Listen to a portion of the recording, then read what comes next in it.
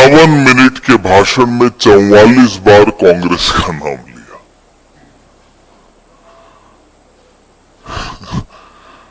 1966 हम में से कोई शायद पैदा नहीं हुआ होगा। 1966 की एक फिल्म थी नींद हमारी ख्वाब तुम्हारे।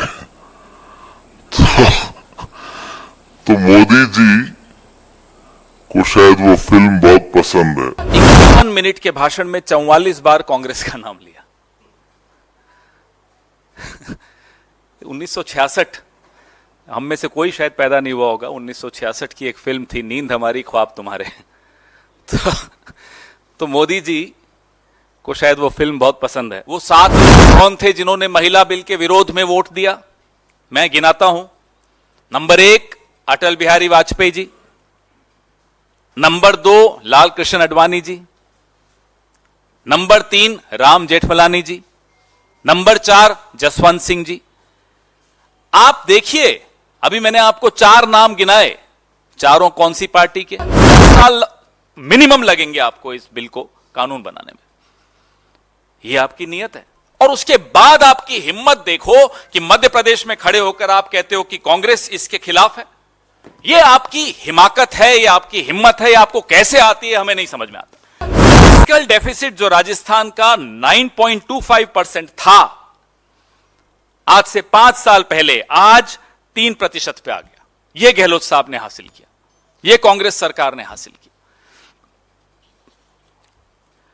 भ्रष्टाचार की बात कर रहे हैं राजस्थान में जाकर।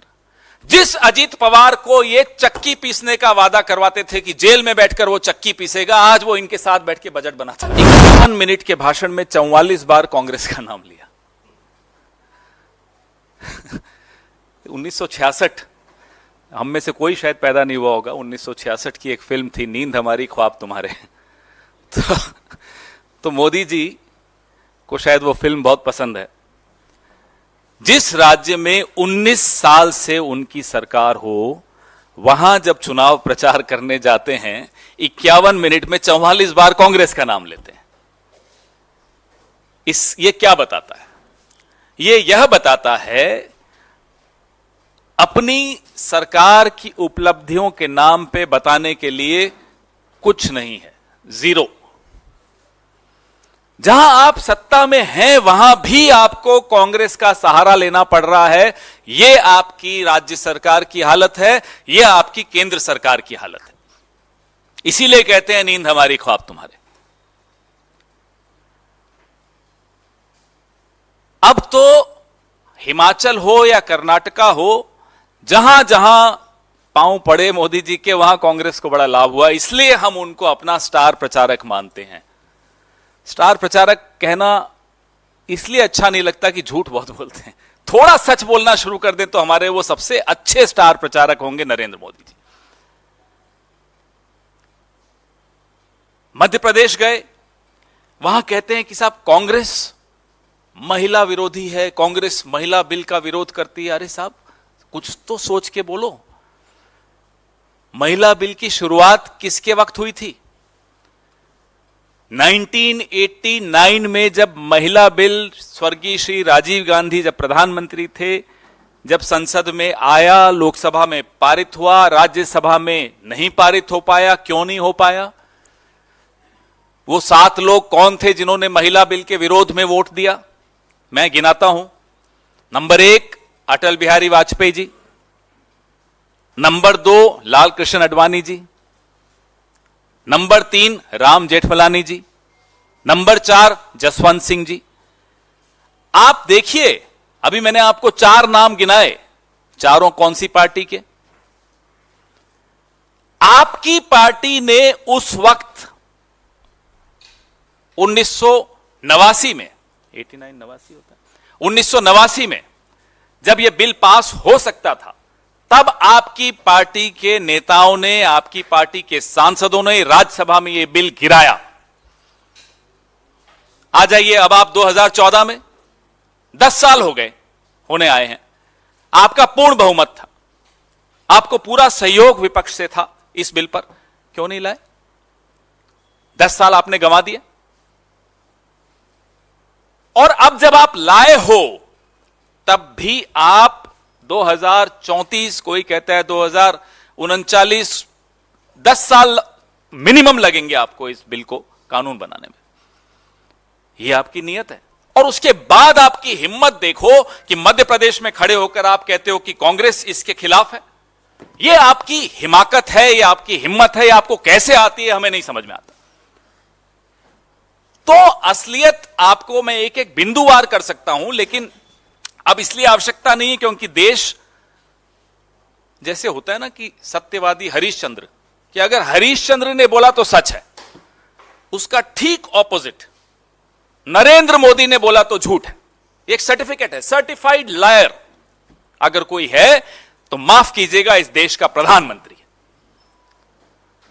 आंख बंद करके बिना गूगल रिसर्च किए आपको मालूम पड़ जाएगा कि अगर देश के प्रधानमंत्री ने बोला है तो वो झूठ है।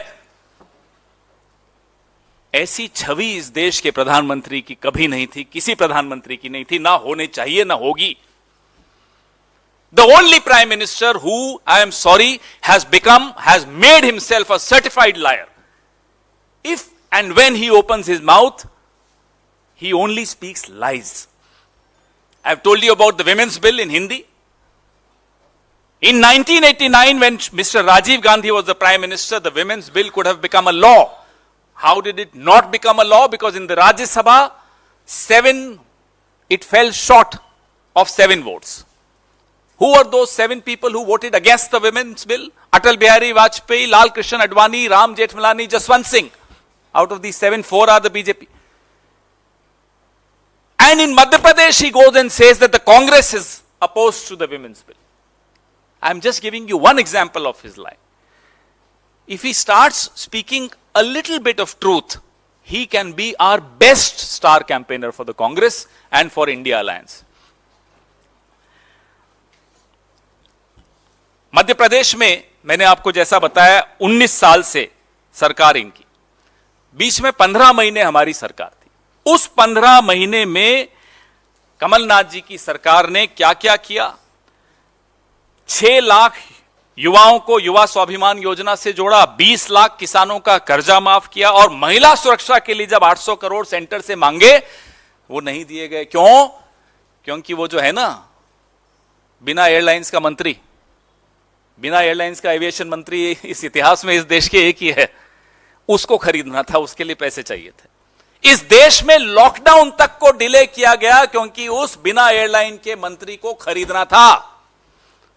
यह आपकी सरकार की, यह आपकी पार्टी की, यह आपकी मानसिकता की हकीकत है। और महिला बिल पे आप बोलते हो, जब आप बचपन में शाखा शाखा खेलते थे ना, तो कांग्रेस ने देश को एक महिला प्रधानमंत्री दी थी जो पाकिस्तान से लड़कर बांग्लादेश को आजाद करा रही थी। इसलिए आप कांग्रेस के सामने महिला बिल पर तो ना बोलें, महिला अधिकारों पे मत बोलिए। आप खेलिए बृजभूषण के साथ शाखा शाखा और करिए महिला अधिकारों पे चर्चा।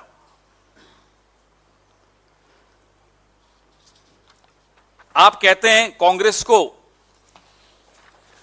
गरीबों की चिंता नहीं। जिस नरेगा ने 23 करोड़ गरीबों को गरीबी रेखा से ऊपर लाया, उस नरेगा का बजट आपने काट दिया।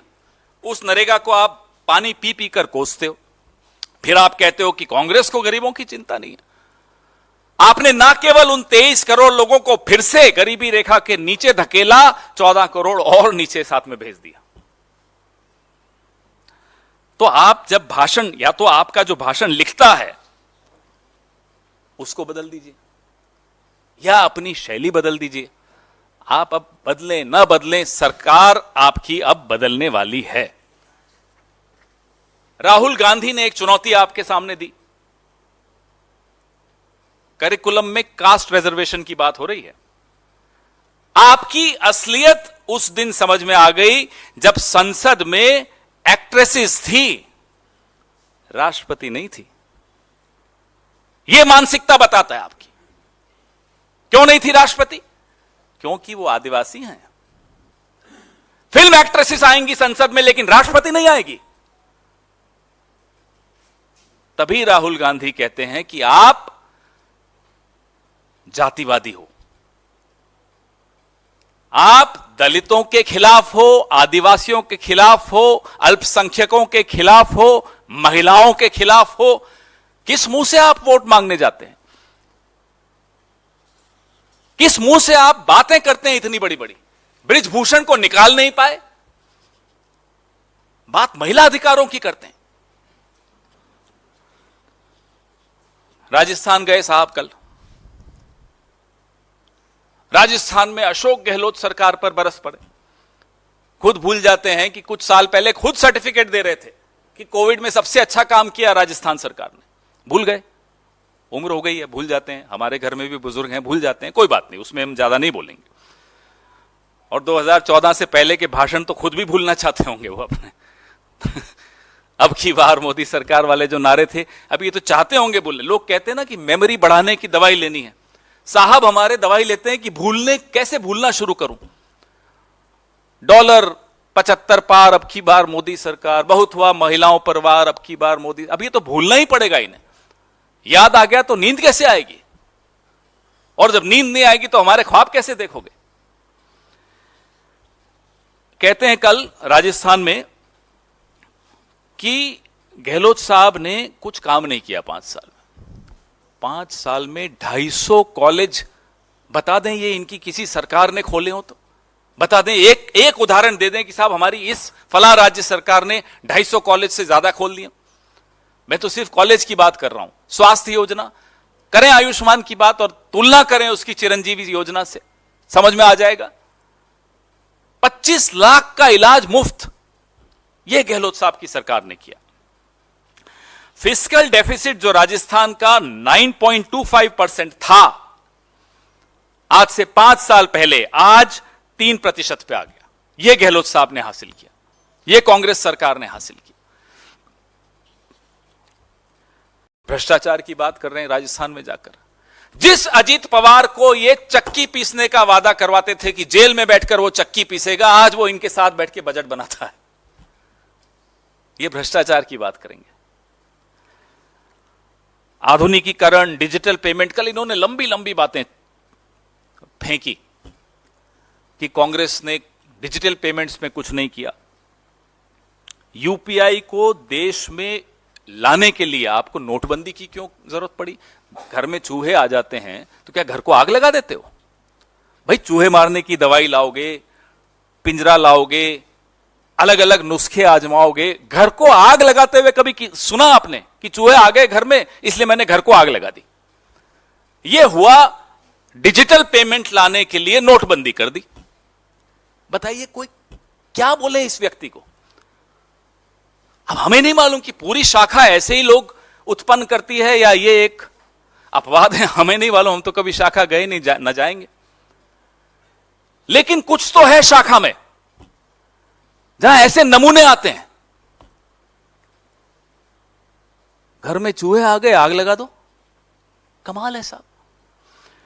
संसद की नई बिल्डिंग है, उसका एक तरह से उद्घाटन है। राष्ट्रपति को मत बुलाओ, एक्ट्रेसेस बुला दो।